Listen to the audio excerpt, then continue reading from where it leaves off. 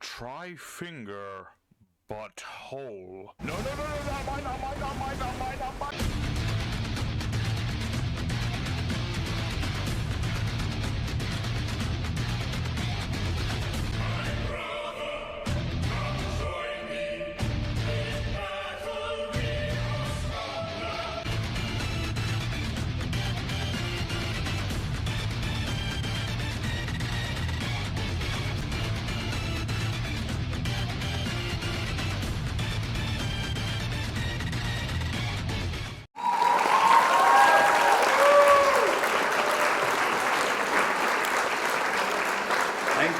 Thank you everybody. Hello everyone on YouTube, it's your boy, the Memphis XLR8, welcoming you to the final special of the 100 Days of Yu-Gi-Oh! Season number 7. Today everybody, we're taking a look at our top 10 list of our favorite decks from this final season. Now, these are all my personal choices here. You know, everyone's going to have their different opinions, but after looking through the list and checking out what we played, it really came down to these 10. Now, of course, we loved every single deck from the final season, 100 Days Yu-Gi-Oh! You know, every deck was well thought out, every deck was built well. We got to see a whole lot of cool combos and wombos and what do's and what not do's, and dang it all, we had ourselves a great old time. Except with Clown Control. Whoever thought of that one was just being very foolish and very disappointing to show that one. So without further ado, let us get into the top 10 decks. I have the sheet right here on me. So, for number 10 of the 100 Days Yu-Gi-Oh's decks, we have Pure Karibo Madness. Now, I know a lot of you are thinking, Memphis, how could you put a Karibo deck so low on the ranking here? Hear me out. While our Pure Karibo deck was very, very nice this 100 days, it didn't quite get all the crazy combo wombos we'd normally like to see out of Karibos, you know? Didn't get as well of a good RNG here for us, so it couldn't really put much higher. However, I wanted to include it on the top 10 for two very good reasons. Number one, we got to absolutely mind meltdown on a Photon player, and that was hilarious. Nothing funnier than making a person rage quit out of sheer insanity. As well, the Karibo deck has a special place in my heart, for it was allowing us to play our boy Link Karibo one final time. Hashtag free Link Karibo, of course. So, while this Karibo deck may not have been the craziest Karibo deck we've ever played in the world, it holds a special place in my heart. It allowed us to play our boy one last time, and boy howdy was it funny playing. It was funny to mess with that Photon guy, absolutely. And my opponent surrenders! We outlasted the Photon player. They couldn't handle it. At number 9, we have our Thunderclap Skywolf deck of 2025 edition.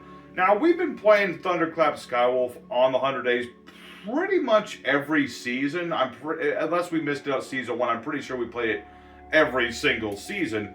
And so, it's been the same bread and butter formula for many years. We summon out the Thunderclap Skywolf, we destroy our opponent's monsters, and we've had some crazy duels with that in the past. We've had some absolutely insane back and forths. This Thunderclap Skywolf deck, while it had a really cool gimmick with the Summon Breaker, it wasn't as crazy as we've seen in the past, which is why I had to put it down a little lower than one would expect it to go. Don't get me wrong, Thunderclap did absolutely great. It did exactly what we wanted it to do, what it needed to do. It's just that our opponents with it weren't quite as up to snuff. As well, it was mostly the same as in years past. You know, not as much as happened to help Thunderclap Skywolf as much as you'd think. So I couldn't give it a higher list, but we always have to have our Thunderclap Skywolf mentioned when talking about our favorite decks of 100 Days, because there's nothing quite like taking old school monsters and taking them for a spin against the modern era and seeing how they do. Also, there's the part where I accidentally locked myself out of the game, so, you know, that's always funny to be thinking about that part. Yeah. You know what? Screw it. Back to the front. Bring it back. Just bring him on back. He's not a once per turn. At number 8, we have the Vampire Monarch. Now, this is a deck I wanted to try out last 100 Days of Yu-Gi-Oh! So I was really happy that we got to take a look at it for this final season. The premise was pretty simple. Using vampire cards, play the Monarch engine, do domain, things of that nature, use Monarch's Erupt, lock my opponent, have monster effects. Very much a different flavor of Monarchs in general. It was a very silly deck, of course. You know, we were actually playing like extra deck things and things, if I remember correctly. We were playing, you know, just a very different style of vampires and monarchs combined with each other. So, while maybe not the most potent deck of the 100 Days, it was very silly. I really much enjoyed taking it out, and we had ourselves some good duels with it regardless. Also, any chance I have to throw some shade at the Monarch community, that's what I'm gonna do. But in any case, Vampire Monarchs was a very nice deck that we got to play. I would love to play some more Monarch decks in the future, of course, because we've got a whole bunch of that coming on the wing. But neither here nor there, Vampire Monarchs, solidly number 8 deck. The king must be magnanimous, and he has to live boldly, and stuff like that. At number 7 of the 100 Days of Yu-Gi-Oh!, we have Family Time. This one was a bit different from our usual deck profiles and deck suggestions and things. A deck based around Mi Familia. That was an interesting one, and one I almost considered not doing, but at the end of the day, I take on all challenges, and you know what? We had ourselves a good time with that one, not just because it was Karibo action, it was surprisingly synergetic Karibo action. Who knew Infinitrax and Karibos could actually get along together? Who knew that we could throw in Scapegoat and some Musician King action all in the same deck and make it all work out together, you know? Very much a thing. You know, any Karibo build I will love and enjoy. This one, it was special as well, much like the other Karibo deck with playing with Karibo. This one was special in the sense that, you know, it got me a chance to open up a little bit about the fam a little bit, and in a way I didn't think I would ever do on this channel. So, it was a very special day. Very special day. Nice big heavy metal machines with my little furry 4-ball boys. I liked it very much. But that's not important right now. What is important is I stole my opponent's stuff, so now his family is my family. Kind of how like marriage works, but with more heavy machinery and violence. At number 6, we have our Engine Token Machine Angel deck. This one was one of the most, what's the term for it? One of the decks that I really didn't know what on earth we were doing with it when I first got into deck building with it, because I had no idea what an Engine Token even was, and having played the deck, I still don't know what a Machine Token is meant to actually do.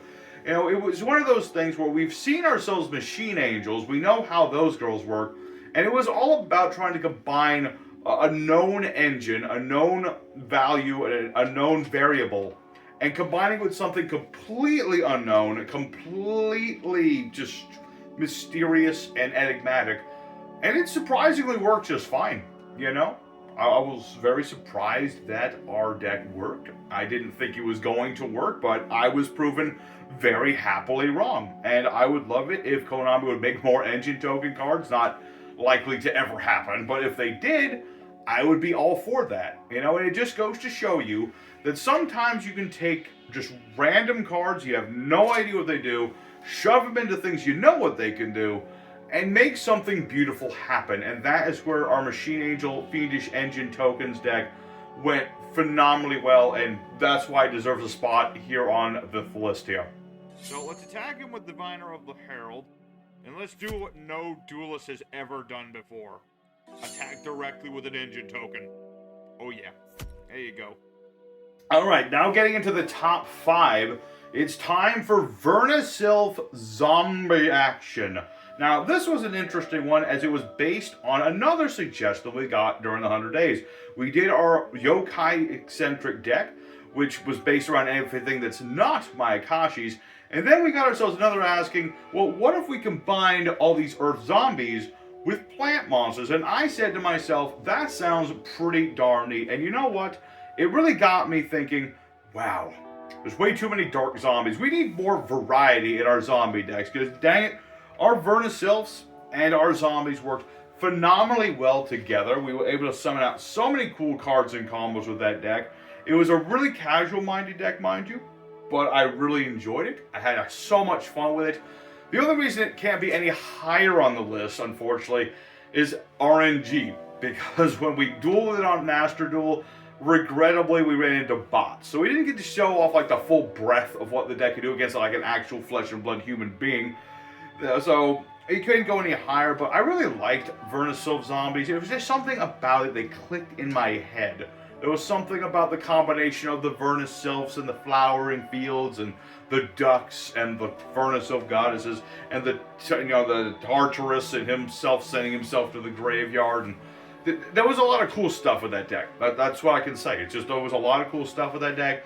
I really want to see more Earth Zombies in the future so we can make an update to that deck. I think that would be really cool. So, number 5, going to the Vernisylph Zombies.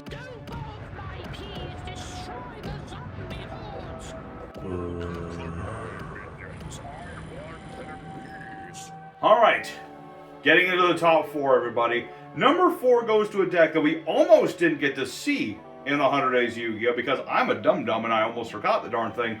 And that was our Transponder deck for day number 69. It was a deck that we got a request for like so early in the 100 days. I almost forgot its existence because, it got buried, but it was an interesting thing. We took a look at this card, just banishes a card on the field for a quick second, and then it comes back. Didn't know what to do with it at first. Actually had no idea what to do with it at first. And since then, we've learned there are other things you can do with the card, especially with like flip monsters. But at the time, I knew with a card like this, there was only one way to go, and that was with good old number 30 Athid Golem. Now, it's a very trolly deck, 120%. It is a very troll-centric deck, but it was a really fun deck to play because we got to combine that with the Goblin Bikers. I love Goblin Bikers. I think there's a really silly kind of archetype with the Goblin Bikers. So we got to combine all sorts of shenanigans. Goblin Biker action, Acid Golem shenanigans. We got ourselves like Trishula summoned during that episode. Pulled the common and cat out of the blue. So I really liked that deck. It's just one of those things where you just take a look at a card. You've never seen it before. You don't know what it's good for. You try to look it up on like the wiki and it doesn't tell you anything. It didn't tell you nothing. And then, you know what? We took that card and we made something great out of it. And I absolutely loved that deck as well. It was just a really silly deck, but it worked phenomenally well, and we got to do so many crazy things with it. So, number 4 goes to our interdimensional matter transporter deck that just really exceeded all expectations.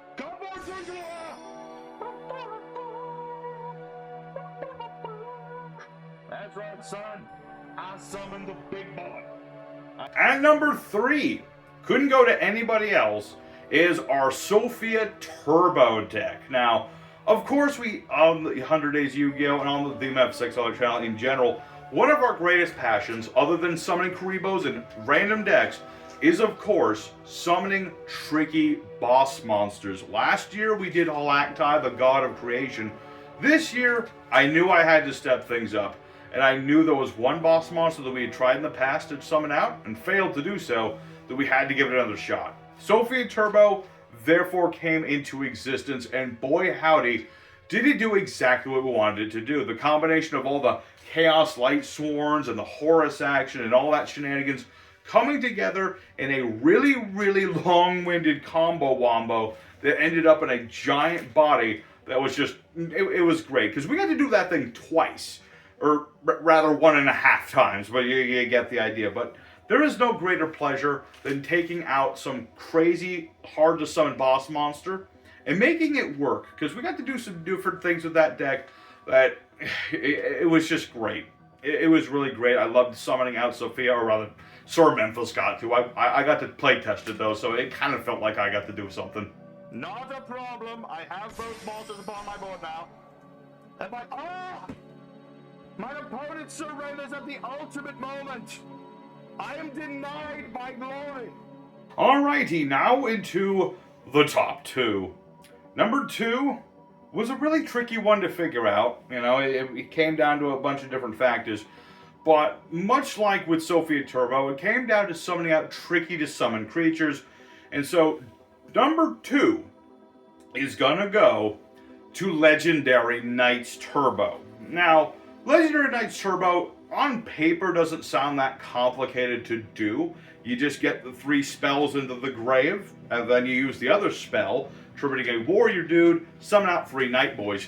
Now, the tricky part of this is twofold. Number one, you know, the Legendary Knights don't do that much. Their effects are pretty dated, honestly. And the other thing is, it was another one of those situations where we just needed long-winded combos to work exactly right. And you know what? That deck exceeded my expectations so hard that it cemented itself into my brain. That's how crazy good the deck actually ended up doing. But ultimately, the Legendary Knights deck, while it is a very simplistic like end of the road, and I think that's why I kind of like it more than Sophia in a slight sense. You know, Sophia is like a big boss monster that can wipe your opponent out in one turn. The Legendary Knights don't do that. They make a fusion that can beat over stuff, but that's what they do. So I really liked the Legendary Knights deck. I thought it was really cool. Just another example of how Light Sworns can be combined with pretty much anything to kind of turbo out big annoying boss monsters and things, and also to cheat out the 3 Legendary Knights, which are not really that annoying, are not like overpowered or over presumptuous or anything like that. They're just 3 warrior dudes, you know, and that's why I like Legendary Knights so much, is because we're using crazy combos to accomplish little things, just the simple things in life. See, this is just showing you I don't care about the win or the loss at this point. If I was trying to win, I would just gone for the horses. No, we're going for all 3, baby. Proof of concept, indeed. Here they are. Now, before we do our number 1 pick, of course, we need to do a few honorary mentions, because there were so many crazy decks for this 100 Days of Yu-Gi-Oh! Season. We couldn't fit them all into a top 10. So let's give a couple shout-outs to some of the decks that we just really liked to play, but I couldn't really give them a spot on this list. We have things like our Trickstar deck, which did phenomenally well, and won us some very funny duels in some very funny ways, but ultimately didn't make the list because we've seen Trickstars do their thing a million times over. Now, but that didn't really detract from the fun of it. It would have made it into top 10 if it wasn't for some of these other decks. We, of course, had our Cold the Zone deck, very fun deck to take a look at. Really powerful old field spell that you wouldn't think is any good, but when combined with Fire Chickens and Fiendish Chainman, it's pretty darn good. We had our World Gears of the Demiurgy deck, just another deck that we can abuse with the Horus engine to summon out giant, big, beefy boss monsters that are just really funny when they get summoned out onto the board. We had, of course, the Cleavefort deck. Just like to play with Grandpa's old cards, nothing wrong with that. Summon out some Cleaveforts. Don't even need Floodgates half the time, just go for the Cleaveforts, that's all you really need to do. Of course, there were all of the Reptile decks we played, our Alien Control deck, that was a really cool time, you know, it's always fun to play aliens. We got to take a look at the Mitsurugi archetype, which is just a really nice new thing to take a look at with combined with the Ogdoadics. And we tried our hand once again at Phenomenaga Turbo, which technically worked, even though my opponent rage quit with the last possible second, but that's neither here nor there. Of course, there's also things like Dynamorphia. Dynamorphia was a lot of fun as well. Mostly things we've already seen in the past, of course, but you know, Dynamorphia is one of those decks you just like take out every once in a while and just dick around with and have a good old time with it. So that one almost made it as well. It also had like the best records, so there you go. And finally, a big shout out to Satellite Cannon Turbo for getting over 11,000 attack and OTKing somebody with Satellite Cannon. That was a moment right there. That was absolutely a moment right there. Alright, everybody. Now it's time for deck number 1, the 100 Days of Yu-Gi-Oh! What was our pick for the best deck? Can I have the envelope, please, sir? Thank you, thank you. Alright. 100 Days of Yu-Gi-Oh! Top 10 decks. Deck number 1 is Performer Pals. We'll summon out everybody. Oh yeah, he gives me a spot. Thank you. Yeah, I forgot that Kagari is actually going to give me another fuzzy present here. So let's see. I've already known summon Performer Pals. My actors are present and my performance is on point. So let us attack with everything we've got. And you get an idea, this is exactly what the deck is going to do. You know, it's nothing overly complicated. There's no negation involved, except for like stopping attacks and stuff. But that's what we want to do with this deck. Now, I know what some people are going to be saying. Oh, well, isn't it a bit of a cop-out answer? Say the last deck was the best deck after all. No, I wouldn't say so at all. You know, after doing this show for so many years, having done so many different decks, so many different ways, at the end of the day, we combo womboed so many times. Sometimes it feels good to just kind of do things simply. You know, a lot of people take a look at Performer Pals and they think it's a crazy combo deck, lots of Omni negations, a lot of interruptions, Vortex Dragon, things of that nature. But you know what? With Performer Pals, we got to do something a little different. We got to combo wombo, but at the end of the day, it was just a simple, straightforward deck to summon out some colorful critters and just go for it. No crazy long-winded things into like Omni negations or hardly any interruption at all. You know, we got to take, and on top of that, it was such an emotional day as well. It was the finale. It was the last dance. It was the final episode as well, and that really added to the whole gravity of the day that the 100 Days was ending, and it was this grand send-off. We had some great duels as well. We didn't win them all, but that was hardly relevant. It was all about just getting out the Performer Pals, get them on the board. We summoned Elvish Fishleaf for crying out loud. You know, we got to summon out all these crazy Performer Pals. A lot you've seen, but others you just don't see as much. And we had some great duels. And we got to go down a trip memory lane just thinking about all these different decks we've played these past several years. And it just, I knew it had to be Performer Pals. I know some people would think it'd be something else. I'm sure some people wanted theirs to be number one. And, you know, if your deck is your favorite of the season, that is totally all right. You know, there's nothing wrong with that whatsoever. For me, though, the final day of the 100 Days Yu-Gi-Oh! Was ultimately the best in my mind. So there it is, everyone. The 100 Days of Yu-Gi-Oh's top 10 decks. I hope everybody enjoyed it, and I hope everybody enjoyed the 100 Days as well. So as soon as I get a new opening done, check this out. Our other card game show will be back. I'm working currently on the Check This Out episode. I'm currently working on the Card Talks episode of Monarchs. You know, got the audio ready. I gotta just start fishing up pictures and start making them memes. Hopefully get that out sometime early May. I don't know if we'll be able to get it done by the end of April, but we'll see. We'll see.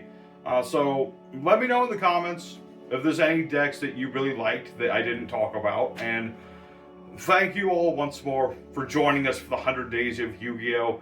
It was a blast, and it'll always be part of who I am. So really appreciate y'all. Y'all have a wonderful evening. Until next time, you stay safe, stay happy, and y'all have a good one. Take care.